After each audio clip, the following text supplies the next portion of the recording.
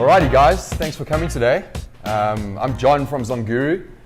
This is our headquarters. We're based here in Los Angeles. And welcome to Amazon Seller Insights. And basically what we do every month is we bring in a speaker, someone who's crushing it on Amazon. And it's really just an opportunity for us to learn from the speaker, get insights on the business, gain his expertise, and just use it to fuel your own Amazon business. So that's what we do, and I'm really excited to have Matt Loberstein, which most of you probably know, here today to talk about how to find a great product niche on Amazon, and then how do you take that niche and grow it into $1 million Amazon brand. So it's a pretty lengthy topic, a pretty big chunk to take on today, but we definitely have an expert here in Matt to chat to us today. Matt's an e-commerce seller. He's been doing it on eBay for many years, and then in the last 3 years, I think it's probably 3.5 years, he's been selling on Amazon, and he's grown it into a 7-figure a year Amazon business. And the way he's been able to do that, and he'll obviously tell you guys, but he's really worked out how to find a great product niche, and then actually create a great brand, and then exponentially grow that through brand lines and product lines, and just doing it in the right way. That's how you should be growing it as an Amazon seller. So yeah, Matt and I met probably about 3 or 4 months ago at a meetup, and I really connected with him because the way he thinks about creating a brand on Amazon and growing it is similar to the way that I've thought about it and learned and done it with my Amazon brands that I've got as well. I've been selling on Amazon for about 4 years now, and about 2.5 years ago, just based on us needing some software, we created ZonGuru, which I'm the CEO and partner of, and it's got about 10 different tools that you guys can use, so check it out. I think let's start just to give people a little bit of background. Maybe start with your Amazon journey. Where did you start, and tell us a little bit about that journey of how you got to maybe your first success where you're like, oh damn, this thing is like, this is the shit, this is where I should be. So can you give us a little bit of background? Yeah, first off, thanks for having me. I've been in the crowd, so it's cool to be up here. Yeah, absolutely. Great meetup. So yeah, like you said in the intro, I started out on eBay just like dabbling, not really knowing what I was doing. That wasn't private label, that wasn't brand building, that was nothing of what I would say is correct now. So I've rolled with the punches, I've learned as I've gone. It's not like I just came out doing this the way I'm doing it now necessarily. But the reason that I looked for that transition was because that's such a tough game. It's like you're always just fighting on margin, and you don't really own any brand, any actual equity in the products you're selling. You're just fighting with everyone else selling generic crap. So that led me to just this concept of private label was a bit intuitive to me, I guess. Because you remember how it was 3.5, 4 years ago. The term private label was not even really just beginning to be really thrown around, I would say, around that time. And I just knew, look, Amazon's happening. If you're showing up, if you've got the reviews, if you're showing up and you have a good product offering, I knew there was something there. And that was why I started to look into this thing in the first place, was because I wanted something that was more protectable and scalable and repeatable, not me running around on Craigslist to sell stuff on eBay, or not me just importing a bunch of generic stuff from AliExpress to sell it on eBay, and me and my girlfriend packing the labels on it from our studio apartment floor. It just wasn't a scalable actual business. So that led me to that. I took some of the stuff I was selling on eBay, learned the ropes of Amazon. You like at the beginning you're all overwhelmed by the barcodes and the shipping and all that. Yeah. So I just took that product just as an experiment to kind of learn the ropes, not really thinking it was even necessarily the right choice for Amazon, but learned the ropes with that. And then, just really started doing research into what would become what I consider my first actual product, which led to my first actual brand. And that one that I consider my first took off right away. It really did. Right. So that was the first success, was that first branded product. It was something that I made more premium, had a higher price point than what was currently on the market. All of that, and it just kept going. And then over the past 3 years, I've not only grown out that product line to that one probably has 15 or so products in it, but I've also launched a second, third, and fourth brands. And the second brand is what became the main one, which is a lesson in itself, is that I'm always looking for the next thing. And while I'm a huge proponent, as you mentioned, of building out the product brand, you also have to know when there's a bigger opportunity, and that's going to be the seed for brand number 2. Gotcha. Yeah, I think there's a really good, there's a lot of nuggets in that, but I think one that I picked up there is that, you were trying to get, for those of you who are not selling on Amazon right now and you're doing your product research and, you're going through all of these phases, there's a thing about just taking a product, any product, and getting it onto Amazon. Because if you take any product, even if you sell one of them and go through the process of getting it onto Amazon, you're in that 2 or 3% of Amazon sellers, those that actually have got something onto Amazon. So that was a super big nugget right there. Yeah, that's something I've just started to talk about recently, was that I hadn't realized just how big of a holdup that is. And so I told the story in a recent video that I made of that first product it was just I was selling phone accessories and stuff on eBay, like screen protectors, something. It wasn't anything like what I'm doing now. And so I just took that, put it on Amazon, learned the process. So then, it's then when I went and did it for real, all of those little details, that's where 95% of the people are held up, is what's the FN SKU, and those little details are at the beginning, that's really overwhelming. But once you've done it, that's it's like a no-brainer once you've done it, those things. So absolutely. Totally agree. And I think the second one, and we'll probably get into this more, that I picked up there is that, when he started to sell one of his real brands, he sold it at a premium, and don't go into Amazon thinking I need to compete on price, obviously, and really compete at that level. You've got to be able to create a brand, and a brand has value, which you can sell at a higher price and have a premium there. So really, really 2 important things. But so let's move on to product selection. You've obviously launched those products. You've had wins with some great products. You've probably had some good failures as well, like we all do. But for sure, focusing on the wins, what are some of the strategies that you would implement to select a great product or a great product niche? What are some of the top 5 things, or a few things that you think are really important? Yeah, I have a few different ways of $20. I have another $20. Getting rich up here. Yeah. You can quit Amazon now. Yeah, so there's a few different ways that I look about it, and I think this has evolved too, because truthfully, when I had launched the majority of my brands, this was a few years ago, I wasn't using any software, I wasn't using any tools, I was just poking around and taking risks and doing just what I felt like. I'd be digging around on Amazon, which is still a strategy that I do immensely, and I think it's so simple yet overlooked, is just spend hours digging through on Amazon, looking at everything, looking at the storefronts, looking at the frequently bought together, looking at the sponsored, looking at obviously the search results, just looking at everything and evaluating everything, because then you're just going to go down this major rabbit hole of new potential ideas. And the way I look at it is that feeds the top of the funnel. The evaluation is what really matters. Mm-hmm. So the top of the funnel is you can get an idea from anywhere. I barely talk about that because I feel like that is just the entry point. Mm-hmm. It's that to me can be anything. It could be, something that's on this table, or something at home, or something you just see, or something you see on Instagram, or something you find on Amazon. You're digging around. Any of those are cool in my book.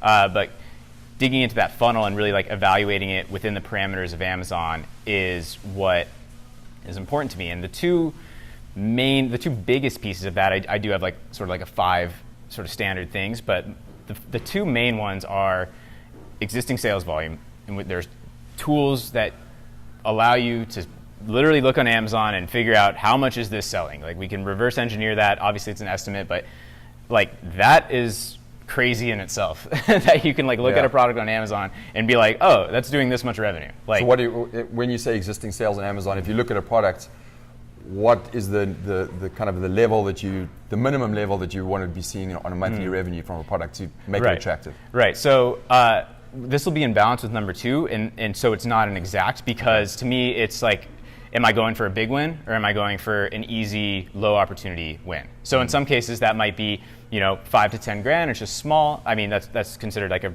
relatively small product. But if I think it fits in with my brand, if it's very low competition, I think it's basically no risk, I'll throw in one of those. And maybe it's low investment too. So low investment, low risk, but relatively low upside. On the other hand, I might sometimes go after products that I think could do potentially 50 or 100K a month, but probably requires a lot more investment, probably a lot more risk because it's going to be more competitive. So personally, I do both. So I'm not a huge fan of the set criteria method, because I do both. Like I have some really small wins that I just accumulate a big portfolio of, $500 here, $1,000 here, and you get 20, 30 of those, and it's not bad. And then I have a few home runs, if you would say, that do quite a bit more, and then I have some duds. So I don't have an exact, but yeah, I would say, I don't like to put it exact, but somewhere around the 10 to 50,000 range. I mean, that's broad, but Gotcha. That's kind of the range I'm playing, depending on number two, this is the nuanced point, which is learning to evaluate the competition, like the layout. And this just comes down to how big is the market and how many players are there, right? And the way I like to look at it is just a very simple overview is like, can I fit in here? Like, it's super basic, but is there room for you in that market? Like, can you picture yourself somewhere in the middle? A lot of people that come to me, two big problems. So this will be two sub points, but Gotcha. one big problem is the market's just dead. It's just too small. It's not even worth playing. The other is that it's not balanced. They're shooting to be number one, which that's not my strategy. That's some people's strategy. How can I, give away Say this number one on the ranking for that keyword. like literally number one. Seller, Like you're looking at the search results and it's like 12,000 revenue, $1,500, $600. drops off, yeah, yeah. and it's like you're banking on being number one. I'd rather throw a dart and hit 15K rather than try to be number one and do, you know what I mean? It has to do with that mix and finding the right balance of how many sellers are doing what you'd be happy doing and how many are dead in the water below that. And that has to feel right. And then beyond that, I would dig through and try to figure out what are they doing wrong or what are they doing right. If there's some that I can point to and be like, well, I think these few are really successful because they're doing this, that, and these little details, and I can play and I can just see them as my only competitors, really, then that could work. On the other hand, if I see one that's just doing terrible, but I'm like, oh, well, their listing is the worst thing I've ever seen, then I'm like, that doesn't influence me much at that point. So to me, those are that is the core of the standard sort of Amazon landscape part of product research. Mm-hmm. And then beyond that, I can breeze through the other points, which is just you got to stand out in some way. Differentiation. Right. Like we were talking about, the higher price point, or price is a factor. Price is a differentiation for sure. It's just not a good one to play with usually as far as going lower, but it's possible. But yeah, usually finding some way to brand yourself, to market yourself better, to have a product that is genuinely has an edge. And the way I think about that is, would you buy your own product? It's very simple, but probably everyone in here buys stuff on Amazon, probably. And having that customer lens and just, if you're that's something that I get a lot of people asking me. It's oh, my product's not selling. It's well, if you wouldn't choose your own one, why are you having this expectation that other people are going to your product? It's such a basic sort of fundamental business thing, but if your product is not a good offer, people aren't going to want it. Yeah, it's like my business partner Adam. He always says Amazon is the Tinder for products, and if you're not going to look at it and visually be I'm in love with this thing, I need to buy it now, then you've got some work to do. So you really got to look through it in that lens and say, how would someone as a customer really choose my product over anything else there? And so differentiation visually as well as through product differentiation and a whole bunch of stuff is super and the important. listing itself. Yeah, I mean, absolutely. In some cases, you're not going to be able to do major R&D ground up engineering for your product from the beginning. You might invest in those things later as you get profits from your more private label wins to roll into the more intense physical changes, because sometimes those can just get expensive. But so then your game is how do you just position yourself in such a way and hopefully have something of real tangibleness also. But a lot of that just comes down to having that look of well-rounded legitimacy that gives the customer confidence. I want that over the other ones. Gotcha. Yeah. Okay, so I'm sure there's going to be a bunch of questions around how to really pick your idea and how to stand out. So we'll come back to that and open that to audiences. But moving on from, let's say now you find a great product opportunity. You've gone through, looking at a bunch of stuff. You've pulled out the great ways of differentiating it. You're sitting at the middle of page one, and there's still a lot of volume there, and you think you can compete there. So you've chosen this product. How do you take that and then start to grow that into a brand? And exponentially grow that brand? So what are some of your bigger tips around the brand part of it, and saying, okay, I've got a product that's selling well, how do I grow that into a brand? So, and brand maybe is, you can have a brand from the start, but when I say brand, it's not just one product. It's a bigger halo effect of having products. Yeah, I like to say that like brand is like a heady concept, and figure out like product line first, probably in most cases. Like brand can emerge in a way, but as far as how do I get that one winning product into a brand, I would actually back up and say that that's part of my initial selection. So that's one of my initial product research criteria is I'm already doing research into what would be, what does this look like if it's a $10 million brand? Not that I've built a $10 million brand yet, hey, but you got a dream, bro. You got a we'll dream. see. I mean, the next one I'm shooting even bigger, but nice. Being able to envision what is this a product that could be are there brands in the world that are $100 million that are in this industry, and how have they branched out?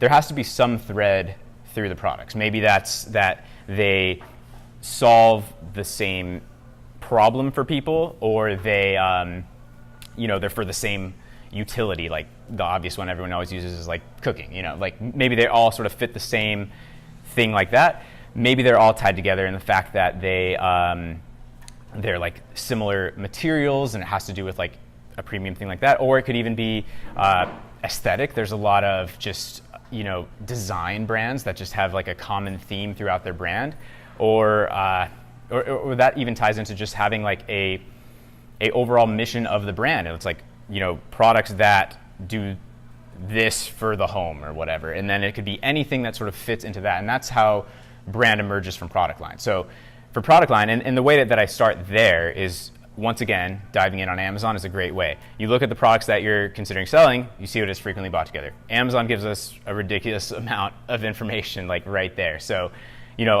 when I'm evaluating those criteria to determine if this one product is viable, which is very important. Brand is great, but individual product opportunity is it still has to check that box, Absolutely. It has to. Yeah. But then the next sort of check before I approve it would be, can I find 3 to 5 or 10 or 15 products that eventually would fit this product line and could serve a similar market or help people with the same problem or build an audience around this sort of interest or topic or problem or mission, and that's baked into the equation from the very beginning. Gotcha. Yeah, and I think a good tip there is that when you think about that line or that family of products, this is something that actually you chatted to me about a while back, and it resonated with me. Is choose a supplier who can potentially fulfill that line of products. Yeah, because I've it's not a mistake. It's probably one of my best sellers, but I chose a supplier who only does that one thing, and so when that's working really well, how do you to expand that line? You have to find a different supplier. You have to kind of go through the whole process again. Yeah. Whereas if you've done all that hard work and you found the right supplier, it's so easy then to say, hey, this is working. What else do you have? What else do you have? What else do you have? And then you're building that line, and your turnaround and your growth in terms of having products is massive. So that's a really big tip that we've talked about before, that I think if you're starting to sell on Amazon is something you should look at. Yeah, that's a gigantic tip, is to build a long-term relationship with your supplier, only for that product, but in general too, is tell them we're looking to expand into this and that. And if you just find some random trading company that has iPhone cases and spatulas or whatever, they're not going to be the one that can develop new products with you potentially in the future, or just offer you this style and this other size and this other product that's made out of the same material. So yeah, I mean, while when it's necessary, I'll go to another supplier, of course, but I have way more products than I have suppliers, if that makes sense. So, yes, meaning I have multiple SKUs that come from each supplier, and that's intentional. And that's another way, like looking on Amazon to see what it's bought together, is just having that conversation with your supplier, seeing what's out there. Maybe they have something. Maybe this is a big tip too. Maybe they have something that already is a differentiation that allows you to stand out, and they're just not offering it to you because it's $1 more expensive, and they're worried that you're not going to want that, because typically they're just selling the cheapest one. So maybe all the ones on Amazon are this cheap one or whatever, but you're oh, can you make this a little thicker or a higher grade of material or like, stuff like that. And they're like, oh yeah, we have that, but it's not the popular one. Like, don't you want the cheap one? Like, I've had that experience a ton of times, and they might have your differentiation there, and it's just your job to like bring that into the market and market it and brand it as that's your positioning. And they might already have it, so that might even save you all the more complicated R&D that you can do later when you have more money to reinvest into those things. Yeah. No, that's a great tip. I think, like, especially if you're dealing with suppliers in China, frequently you'll have a conversation where they're like, they're offering you what they think is the best seller because it's the cheapest. And if you flip that conversation and you say to them, hey, what's the craziest thing that you have there that is twice as expensive? Right. Or if I give you 20% more money, what can you deliver on me? It's a different way of thinking, and they'll come to you with ideas that you might not even known were there. So, that whole idea of premium and speaking to your supplier around premium is a really important tip for sure. Yeah, it's huge. Yeah, and then another one that you mentioned is your supplier, if you find one, is potentially a relationship for 5 to 10 years to 15 years. Yeah. So or sold with your business. Yeah. The relationship. So going to those conversations with the supplier around getting to know them, treating them as family, working together as a team, and not just grinding on price or treating it as a buyer-supplier relationship where it's not much more of a family. So I think it's a really important point. Yeah, definitely. Like, that's why I usually say, be careful negotiating too hard, because then it's like they're just going to see you as a transaction.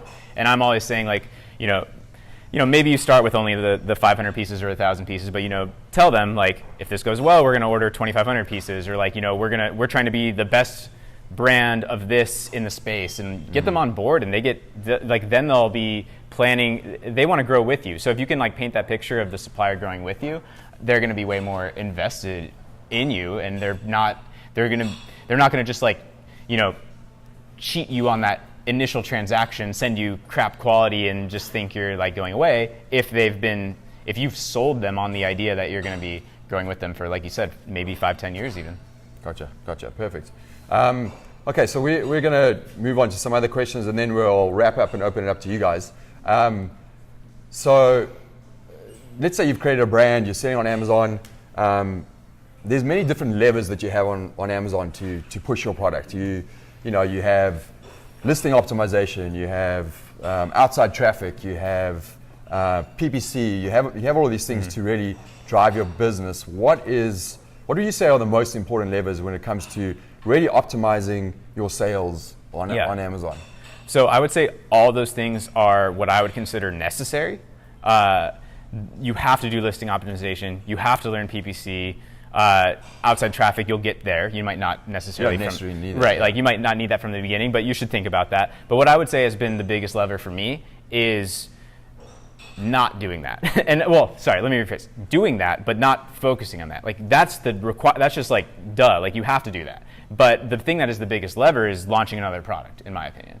Like, you could optimize. Exponential, yeah. You can optimize to death, but if you like, tweaking that one product from 12 sales a day to 14 sales a day, or what if you just launch another product and it's another 8 sales a day or 10 sales a day? I mean, it's just like, so to me, I mean, I still have some products that are not nearly as optimized as they could be because they're just rolling along and doing their thing, and I'm just focused elsewhere. So to me, the biggest lever is simply that expansion thing, and even better if it's within the brand, but don't be limited only to that, because sometimes there's going to be the seed for your second brand, a bigger opportunity outside your brand.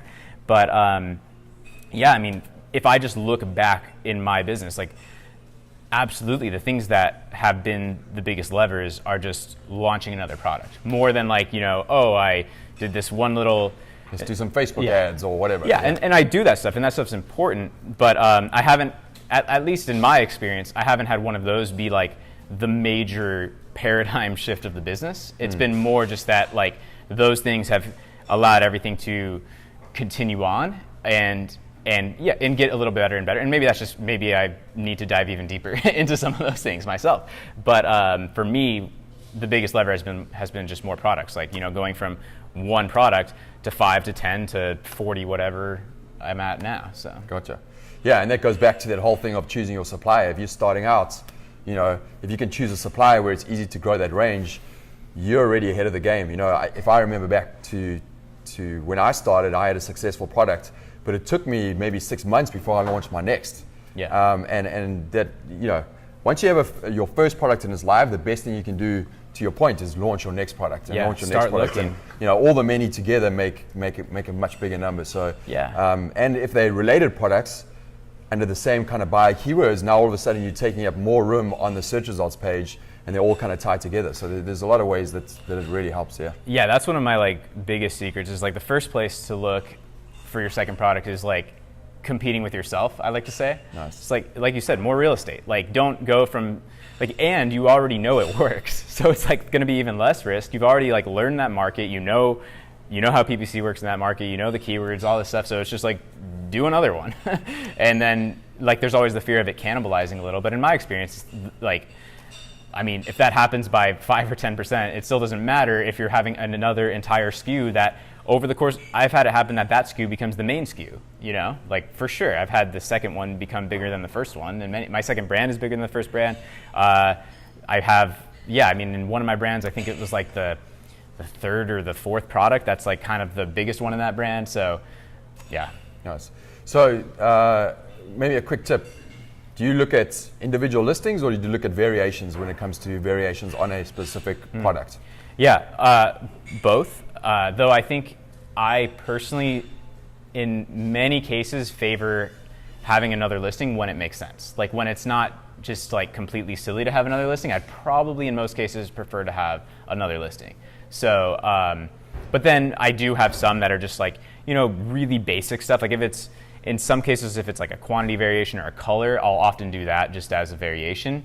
To me, the way I look at that issue is if this is a if this can dominate the search results, if this can be another style in the search results, I'm going to go with another listing all day because it's that real estate thing. Right. Whereas if I just want to give if I just want to serve my existing customers a little bit better and give them another option, like a color or something minor, in those cases I'll go with a variation. But I would say overall I'm more in favor of having another listing. You get it varies by category, but you get to show up in the frequently bought together. You start showing up everywhere once you have this synergy going on. So I personally favor that in most cases, but not all. Gotcha. So, there's quite a lot for people to take in if they aren't selling on Amazon yet. But, if you're creating a brand, if you're, thinking about creating this whole massive brand and this line of products, and you want to get onto Amazon, what is your best piece of advice for someone who's starting? Where should they focus first? What gets them off the ground? Yeah.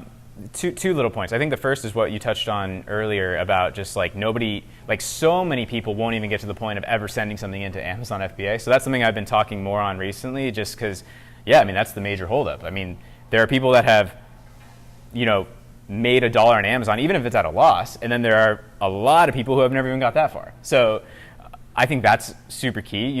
Send something in.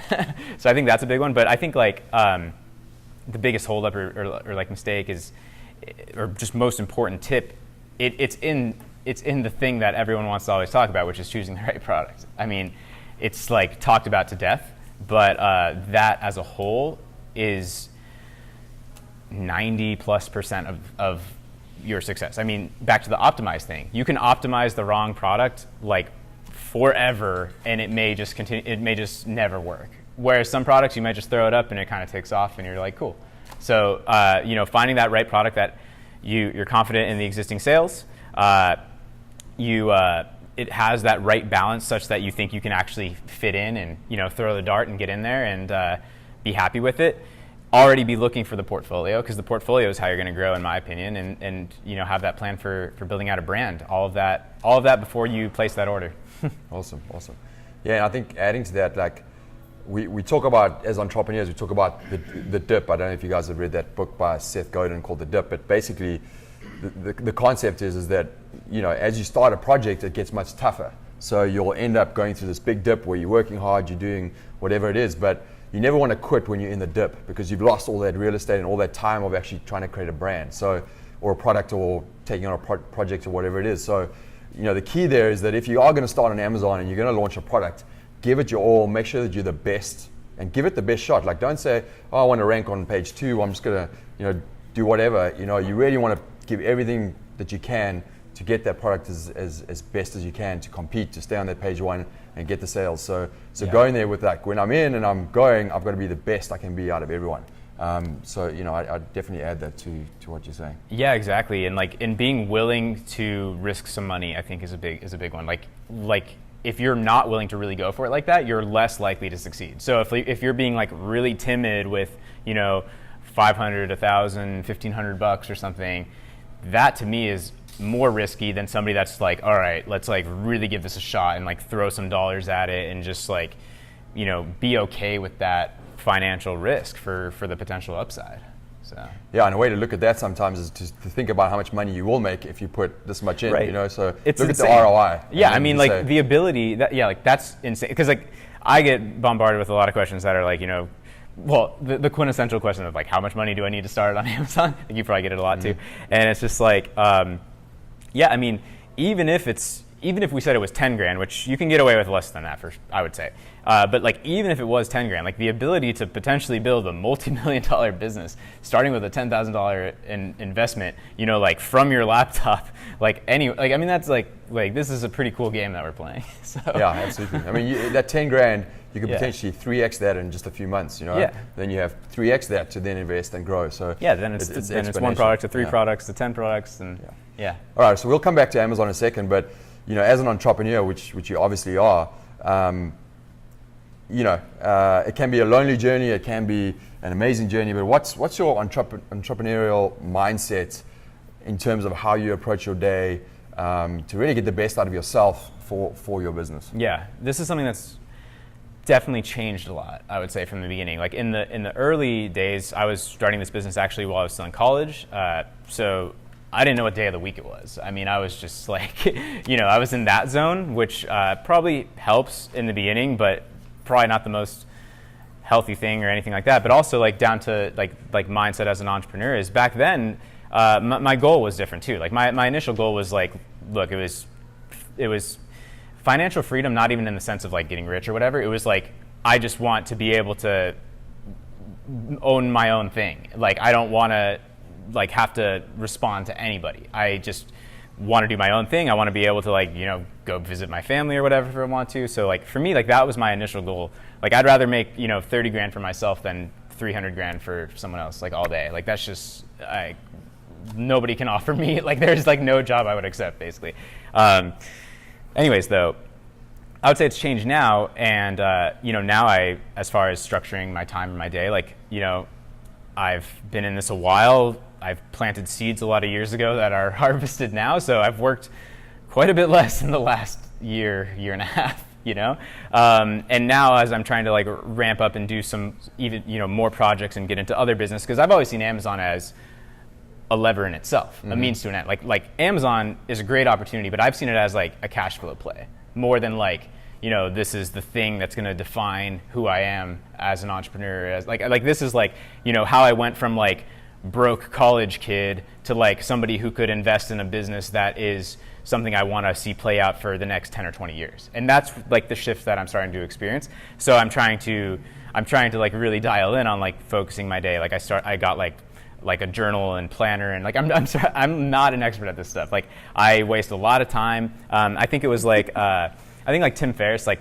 I'm sure a lot of people follow Tim Ferriss, and like seems like the most productive dude ever, and like he's just like made it. But like he says on his podcast, like if you guys were to like follow me around for a day, you'd be like, what the hell is wrong with this guy? Like he just like sat there for 4 hours doing like that. I mean that's a lot of Jessica can attest to that. I mean I've been chilling, but I'm trying to I'm working on that. I guess is the answer. But as far as mindset, just to rant a little bit more on that, is like my mindset has completely shifted. At first it was like, super small. Even though like I had that mindset shift from, college kid or employee to like, whoa, like I can do this for myself, I was still thinking small. Like the concept of $1 million business was still mind-blowing even when I started my Amazon business. But now, like I'm beginning to be able to get my head around what a $100 million business would look like, and I feel like that's sort of the next shot I want to take. And if I miss it and land at 30 million, it's like it's just a different game. Like so now I see like entrepreneurship as just literally like a vehicle to create things in the world and like build massive things that are bigger than yourself. And that's where I feel myself shifting, is just from like this, whoa, crazy life-changing cash flow thing that allowed me to like, build the lifestyle I want, to now like leveling that into how can I really create something that I want to exist and be passionate about and really get behind. So that was long, but that's kind of my entrepreneurial that's awesome. mindset. And that's a good summary of the evolution of a successful entrepreneur. Someone who's essentially starting at broke and is just worried about really getting the money on the table and building something small, to building something successful where your constant evolution of learning, you're starting to now look at, okay, well now I want to create something that has impact on the world. Exactly. And then how is it that something that I can create value? And then it becomes like, charitable, and there's a whole big evolution that happens along the way. And I think that's an amazing journey to be on. And us as young people who are potentially just first-time entrepreneurs in this day and age, like, you've got to be in that space. Like, the world is getting so much more competitive. It's growing so fast that if you're just sitting there and working for someone without, at least on the side, trying to grow your own thing, you're missing a massive opportunity right now. So I could go down a huge rabbit hole, and it's like, I think it's literally insane to not be doing it. Yeah. Like how people are like, oh, you're like, taking all these risks and stuff. I'm like, you're crazy. Like you're taking a huge risk. Like, where's your job going to be in like 30 and 20? I mean, like, it's really crazy. It gets, we could for sure go there, but yeah, you have to be doing it. It's like, it's your obligation to like build wealth such that you can impact the world in the way that you want to impact the world. Yeah. I definitely didn't have that mindset at the beginning. Like, I had the poor mindset of just like, money is just whatever. And like, but then, when you realize that money can be used to literally shape the world, then it's like a different game. So, and I totally agree too about like seeing entrepreneurs sort of bridge that gap. And that's the gap that I'm obsessed with right now, because I see that in so many entrepreneurs that I follow that are obviously like, way ahead of my level. And they all go through that progression. It's like, once they've, got their own game locked down, then it's like, what's the bigger thing that's literally like, legacy, impact, all those things. So, brilliant. So maybe we end with YouTube. So you've got a YouTube channel, you've got some YouTube followers. What's that like? You enjoy it? It's a lot of work. You get a lot of value out of it. What's it about? I started it not even a year ago, and it took off a lot faster than I expected. So I got that idea in my head from Gary Vee, who probably a lot of people follow. And you have a picture. You've met him? Yeah, I've met him twice. Oh, cool. That was cool. I was nervous meeting him. Is he going to kill me? He's intense. He's just really, really intense. But he's cool. He got that idea in my head of just like, my initial thought was like, look, if I can build I thought it'd be way slower. Like, I thought it would take, years and years and years to have like any amount of audience. And my thought was just that, like, look, that's leverage for something, and I don't know yet what the impact. Like, I thought maybe in 5 years I'll be building a business, and it'd be cool if there are people interested in what I'm doing as a business person and as a person too, and just to have people. That was kind of my original thought. Now it led to, and this is a mindset thing too, is it led to people being way more impressed with my story than I expected. It's a total mindset thing. Yeah, so I was just, I actually like just made a post about this like today or yesterday, but it was like on Facebook, but it was just like, I think my mindset has always been that like, I'm not impressed with myself. And I think that, maybe not the best thing for like, celebrating and all that, but like, I think that's what's allowed me to always set the bar higher, is that like, I don't think anything that I've done is that crazy. I think if you think it's crazy, then that's your small mindset thinking it's like you're suppressing your own sort of mindset of what you think is possible. So, I've lost. Yeah, you basically decided to give it a shot and try it on Amazon, and you were surprised that people have reacted so much better than what you potentially thought you would get. Right. So that was what happened, was that like, I just kind of thought like, oh yeah, I've built it to this level, and like, I'm just kind of showing my thing, and people were just like, how did you do this? How did you do this? Like, teach me this more and more. Like, it was just, it kind of like just ramped up really, really quickly. So I started, consulting and teaching, and, all of that type of stuff just emerged out of it, and it grew a lot faster. And it's, there's financial aspects to it for sure that I thought would take again, 5-10 years to see, like I was investing in it. I started with an editor from day one. Like I didn't edit my first video on YouTube. So I just thought like, look, I'm looking at this as an investment for the future of just like building up some sort of leverage, helping people, and having a platform for whatever it is. Like I said, like I follow like Tim Ferriss or Gary Vee. Like the thing that all those people have in common is you're looking at them. So and that idea just got in my head is like their ability to impact, again, like their ability to like kickstart something or sway the world a little bit because of influence is interesting, especially in the business sense, like more than just like vanity like followers or something like that, but like to have real impact in people that are along for your journey was my real sort of plan from the beginning with it. Yeah, when you get a thank you message from someone who's like, I listened to you and I started my business and I'm making $2,000 a month or whatever it is on Amazon, that's good impact and that's an amazing crazy feeling. I mean, like that I probably took for granted before it happened, because everyone says that stuff. It's like, oh yeah, it feels so good to help you, but then when you start getting those messages like every day, you're like, whoa. And the one thing I would say, if anyone's like considering starting a YouTube channel or something, is that it happens way faster than I expected. Like you would think, oh, you need 1,000 or 10,000 or 100,000 subscribers to start getting messages like that. I think I had like, I mean, I was getting like 30, 40, 50 views on my video, but I started to get messages like that sometimes, and I'm like, whoa, like wait a second, like I had like 75 subscribers or whatever, and you start getting those messages. So it doesn't take you don't have to hit, and my numbers aren't like anything crazy by any means, but yeah, you hit that impact stride pretty quickly, and if you can make impact on even one person, like that's pretty big ROI. You don't need necessarily millions to feel like you're doing something worthwhile. Yeah, and so in a nutshell, this is kind of the beginning for you. You're already making impact, and so it's going to be really cool to see where you go with everything and listening to you along that journey, because you look like the person who's going to want to learn and evolve along the way. So and set your bar high and go for it. So yeah, it's like literally awesome like step one of infinity right now. Awesome, so. Awesome. Yeah. Well, guys, that's going to be the interview part of it. So thank you for that, and we'll switch it over to the floor. So if you guys have questions. Yeah, thanks for that. Thanks. Who's got questions? One here, one there, one there.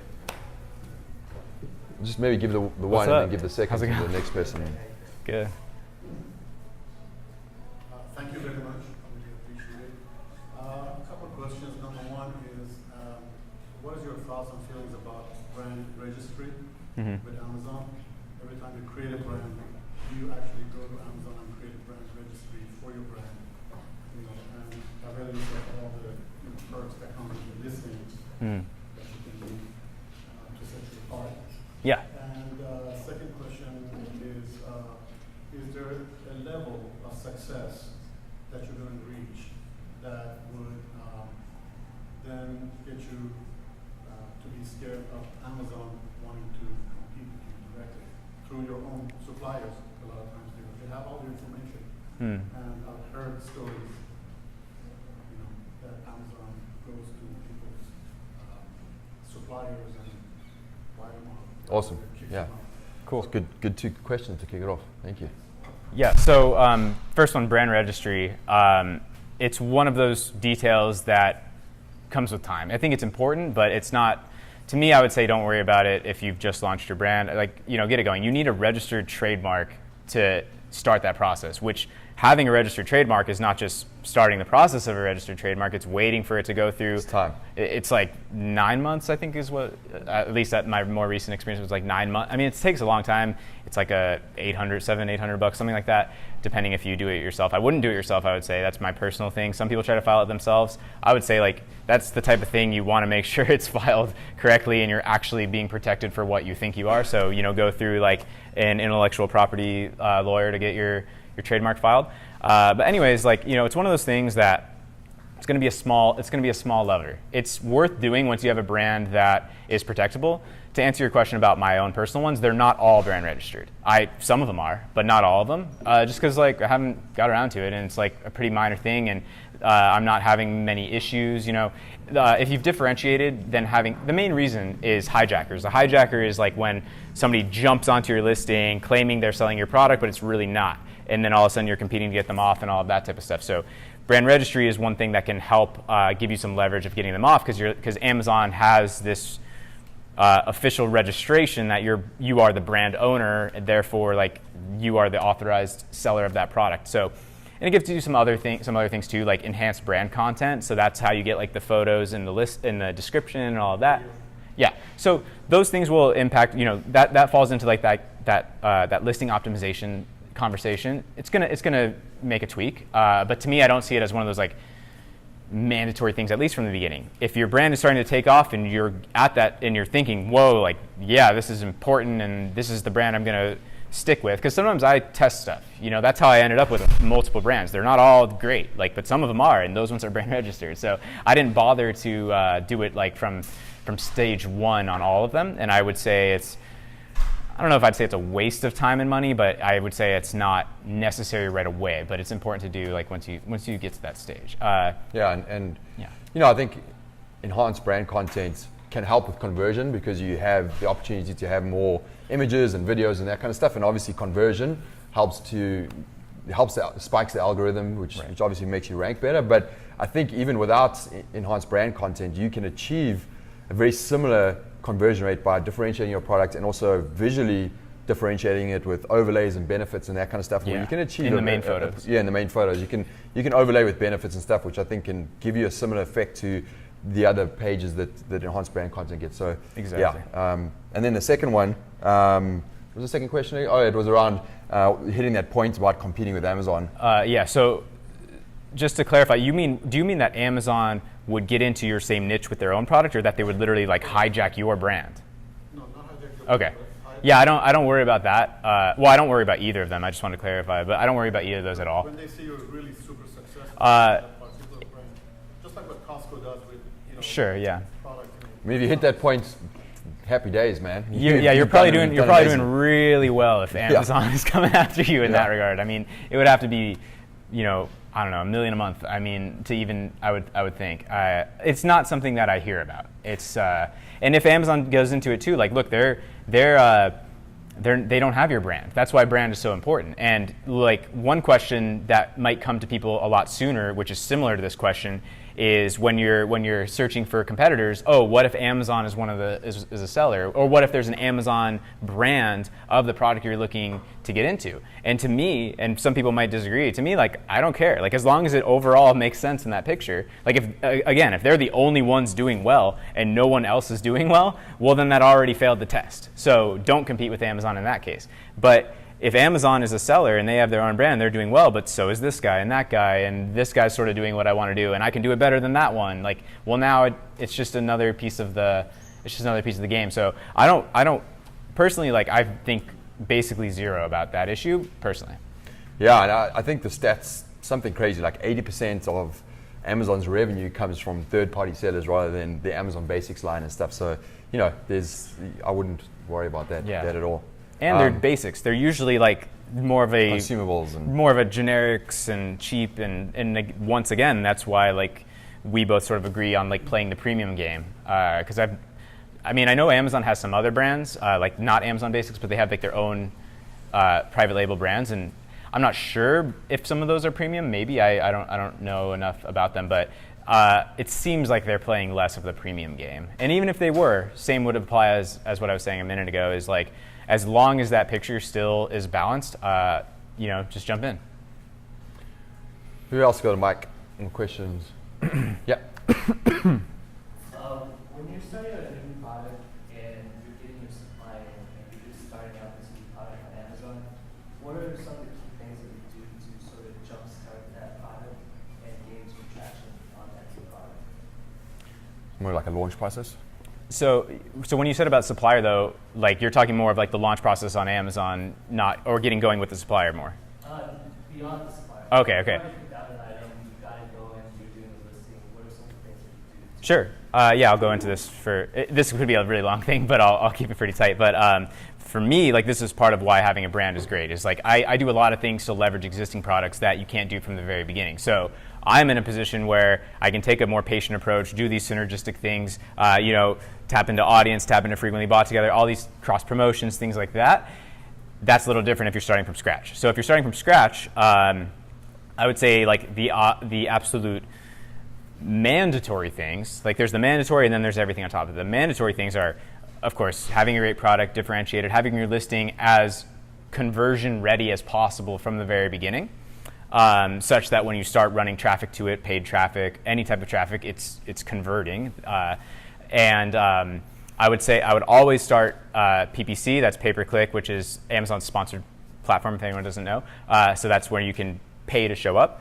And I always personally start that day one. That's something that a lot of people disagree with me on. A lot of people are like, oh, well, like I don't have any reviews. But it's like, to me, it's like, we need to start getting traffic. We need to start gathering data.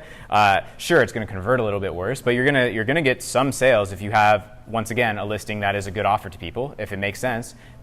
I never buy really anything with 0 reviews, but people do. I've always managed to get like some sales. Sure, it's going to convert worse, but you're getting the ball rolling. So that's like bare minimum. Now, on top of that would be any sort of launch service, build up an audience, promotion, and this is something that, in my view, can vary a lot. Meaning, like, look, sometimes people come to me and they like have a ton of background experience with like.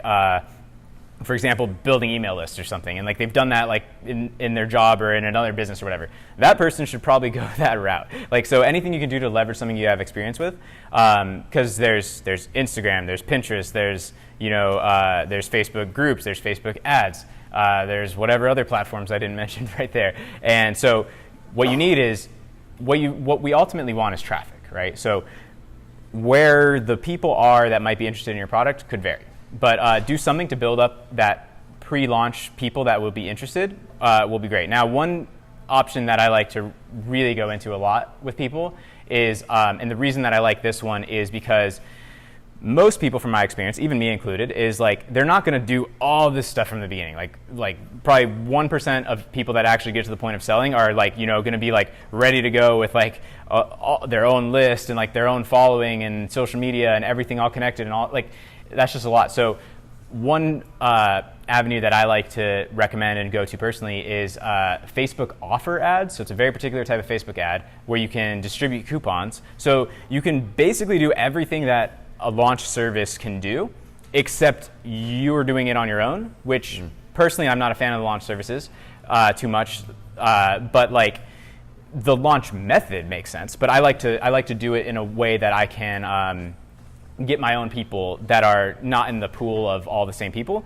So the Facebook offer ad, look, it's harder for sure. It's still harder than just like, clicking a button and paying whatever, however much, but it's still relatively low barrier to entry because you don't even need to have a landing page, an email list. Like you can do all of that. You can do this Facebook offer ad distribution of coupons through a keyword URL without any assets. Like you can literally just create a Facebook page and start doing that the day your product arrives. So that's a big one, but that'd be something to consider.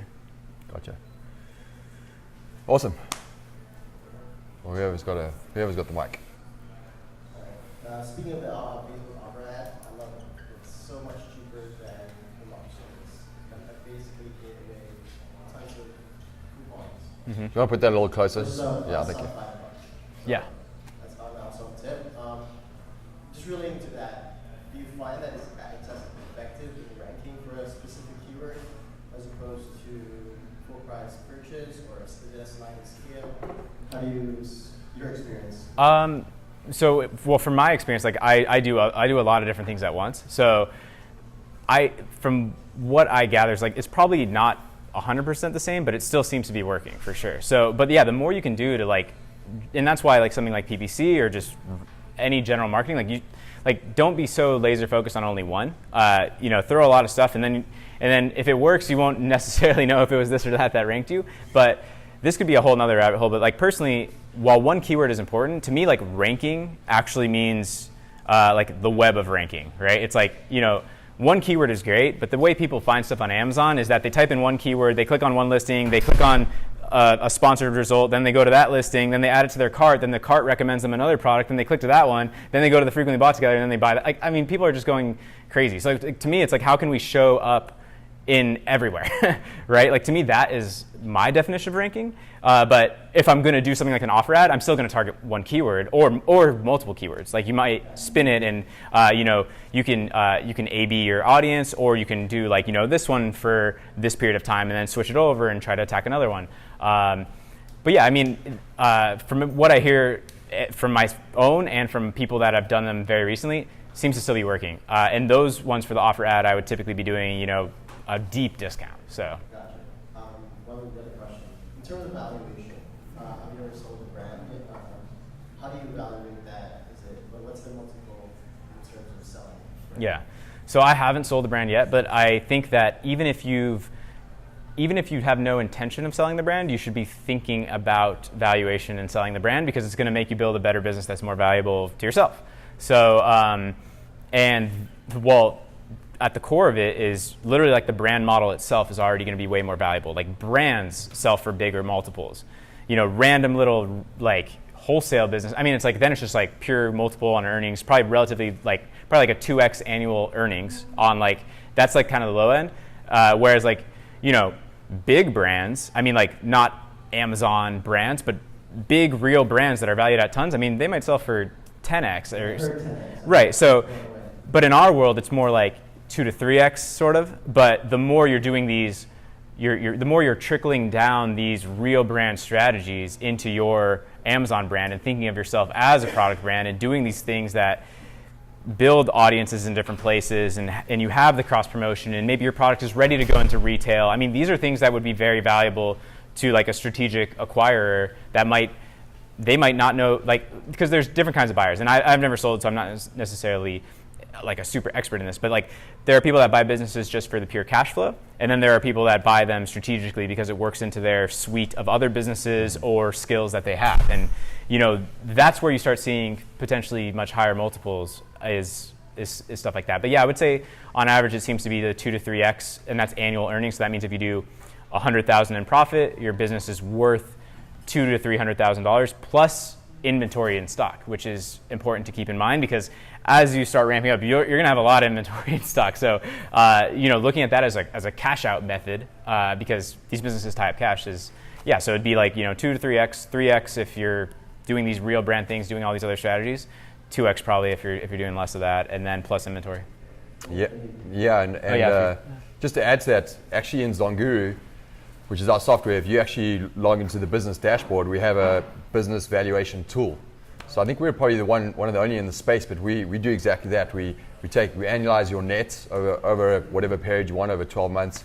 We add in your inventory, and then you can actually change your multiple. So it's a really cool way. When you log in and you look at the dashboard, it shows you how much your business is worth on a daily basis, and it just motivates you because you see that number hopefully going up and up and up. That's cool. And the really cool part as well is that it actually delivers a financial report to you on a monthly basis or when you want to pull it. And actually, we have a link on there that connects to some of our partners, like we have Flipper, Empire Flippers, and basically, if you want to look at selling it, it'll connect with them and actually send your financial reporting to them. And they're just like, this is amazing, because to his point, like the X that you can put on your business is how you've actually built it. Do you have great relationships? Do you have good SOPs? Is it a great brand? What is your history in terms of your sales and all that kind of stuff? So there's a lot that comes into it, but check out the tool and it'll show you exactly how to connect and look at that. Yeah. All right, so we've got like maybe a couple more questions. I know there's one here, and then maybe like two more, and then then you guys can come up and chat and whatever. So just go over here first. I think a lot of us could use a better understanding of working with suppliers, specifically how to find suppliers, number one, how to find suppliers that aren't supplying the rest of the world with flooding the market with all kinds of stuff. Number three, finding suppliers that aren't going to rip you off. Mm-hmm. I know you've spoke more than me on like sourcing agents and stuff like that. I've personally really used like Alibaba in fairly wide open places, and I've had really good experiences with it. I think you can find kind of the suppliers we were talking about earlier, these ones that will grow with you. I've had good experiences. I've had some not so good experiences too. But I've found those caliber of suppliers through Alibaba personally. I haven't gone to the Canton Fair. I haven't used sourcing agents, but you could probably add something on that. But those are sort of standard ways of finding stuff that's more off. Sourcing agents and what was the other? Like the Canton Fair, Fair. like going to China. Yeah. They have like a fair twice a year, and tons of suppliers, and you can just pick stuff up, talk to people, and those would definitely be ways to find stuff more off the grid. But I'm not personally very experienced with those. As far as vetting suppliers, I mean, there's the obvious get samples. You're always going to get probably 3-4 samples from different suppliers. For me, the number one is communication, and it's being able to can they understand what I'm looking for and what I want, and do they give me confidence that they're actually able to deliver on that? I cannot deal with a supplier that I have trouble communicating with personally. That's the number one, and also just their overall enthusiasm around growing with you. All that stuff we were talking about earlier, that's huge. So for me, that's the most important thing, on top of the fact that do they even have what I want? That's obviously the precursors. Do they have what I want? And then above that is communication and how willing they are to really work with me on get me what I want, and to grow with me and instill confidence. And then that ties into the last question, which is not get screwed. I've had some minor situations, but usually it's because of my own speed and lack of focus that I just jumped into some stuff and I didn't do inspections, or this was mistakes I made a long time ago. So you'll do an inspection, which is when you have a team on the ground will go to the factory, inspect all your stuff, send you this huge detailed report before you have it released. So when you're paying these suppliers, you can do the deposit and then the balance payment. Typically it's a 30% and 70% split. So 30% to get them started manufacturing your order, and then 30 days, 45 days, whatever it takes for that particular product. And then they're like, hey, it's done. You've been communicating with them to have your inspector show up at that time. You get the report before you pay the balance, so then you've already mitigated your risk to worst case scenario, only the deposit. So that's a big way to avoid getting scammed. And then you get this report, and then based on the report, either you say we're good to go, or there's a few small things we need to fix, or worst case scenario is depending on how you pay, you could potentially fight for your deposit back and just walk away from it. But even if that didn't exist, worst case would be the 30% and not the 100%. And two more quick, really important things.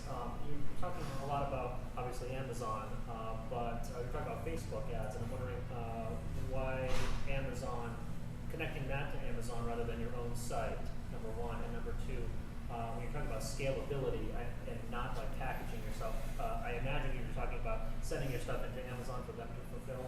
Right. Okay. So I'll touch on the second part first. So everything we're talking about is within the bounds of FBA, Fulfillment by Amazon. So don't touch your own stuff. Even if you had your own warehouse or whatever, use Amazon's, because that's going to get you that prime tag and all that stuff. It's going to increase conversion. It's going to make everything. So that's the game we're playing just across the board. What was the first part of the question? I was asking about using your own site. Oh, right, yeah. Doing advertising. Yeah, so that's viable for the future. But what I would say and what I practice is all these external methods of getting more traffic, use them to fuel Amazon, because that's going to lead to more ranking in all those things. So, which will lead to more sales on Amazon. So rather than thinking, oh, I can get these sales off, every sale on Amazon is like advertising for another sale on Amazon, because if somebody buys on Amazon through that keyword, it's going to give that keyword more ranking power. Therefore, you might get more sales out of it. So I would say, even if you set up all that stuff, do all that stuff, but and also you can flip the switch later when you want. But drive it to Amazon, because Amazon is working, and take advantage of that while you can, and realize that there's ROI from taking more sales on Amazon. Like, more sales leads to more sales. It's exponential, yeah. Yeah. And people buy when they're on Amazon. That's your biggest conversion. It's going to be plenty X more than any website. So, drive everything to Amazon, convert there. They'll see it as, selling more products, and they'll spike your products as well. Great. Let's go for 2 more questions if there are. We got any more? There's one way back. Yeah, go for it. Hey, Matt, thanks for coming in. Yeah. you drive home the importance of building, or sorry, first and foremost, Tom Wayne wanted me to let you know that you're wearing fantastic shorts tonight. And I'm wearing red. We put the camera a little higher so you can't see it anyway. You drive home the importance of building a brand, and we know that's an uphill battle building brand equity on Amazon. Could you speak more to what you're doing off of Amazon when it comes to maybe generating or just building a list maybe through ManyChat, or are you doing anything of when you scrape Amazon data and build a custom audience off of that and then build a lookalike audience? Yeah. Is there anything that you're doing, I guess, for that top of the funnel Exactly. off of Amazon? That was kind of the answer. So I have followings around my brands on Instagram and Facebook, basically. And for Facebook, you can scrape the data, you can retarget. So I'll do that, which is a little bit of a gray area if you're directly targeting your past customers. I personally don't do any. I'm like very white hat, which means like a lookalike audience. Right. So that would be like the cleanest way. Targeting your past customers, that's like maybe the lightest gray thing that I sometimes do. I don't think of it as that bad. I mean, you have sold to them, and anybody could be getting that ad in theory. So I don't think that's like that big of a deal personally. I don't know. Maybe you think differently, but I don't think it's that gray even. But technically, yeah. So I would use that to funnel building my audience. So that I look at as a completely not ROI based thing. Like basically, that's like to retarget to like get them into my brand. So whether that's like potentially just retargeting on whether it's a Facebook ad or an Instagram ad, and then inevitably people start following, people start clicking, people start engaging just by retargeting, because then they're like, oh, I bought this, I love it. Like, you know, it's way easier than just like, oh, what the hell is this in my feed? They already are using it. So that feeds building the brands is the customers that I already have. Now, yes, lookalikes for anything that I'm going to do to cold. That's the best cold audience. Meaning, so if anybody doesn't know, that means you're taking your existing customer list, uploading it into Facebook, basically telling Facebook, you know, use your crazy stalking methods to find people that are the closest to these people, and they're good at that, and then target those people with an ad. Meaning these people look like the people that buy my products, and show them an ad, get them into the cold. So if I'm going with the cold ad funnel, that's going to be the top of it. Yeah. Cool. Thanks. Gotcha. All right, last question, all the way in the back.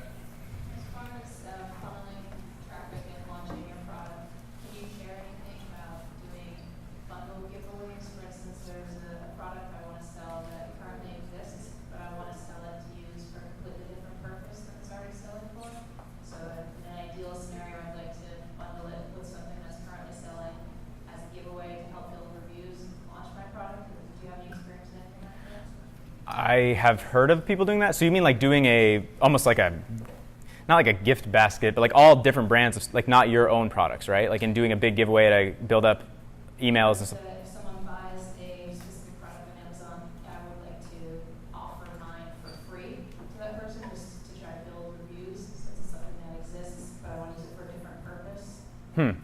I have not done that, so I'm not sure. I'm not sure I have a great answer to that. But it sounds interesting.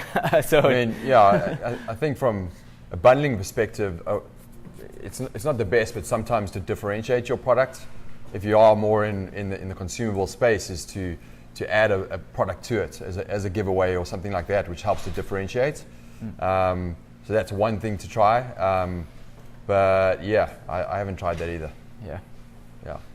Well, the last question, you kind of stumped us, so well done. Yeah. Do we end there, or do we end on a good one? Yeah, no, I think we're good. I mean, if you guys have any other questions, maybe we can end with Matt. Maybe if there's any last thing that you would like to say to these guys, or anything that you want to end on. Yeah, I mean, I guess just circle back to that, like that core point of like, basically nobody even gets to the point of selling something on Amazon. So just do that. Like even if that means losing a few bucks, get to that point. I'll say that. I'll say follow me on YouTube if you haven't. And yeah, this was great, and thanks for having me, and thanks for coming out. Awesome.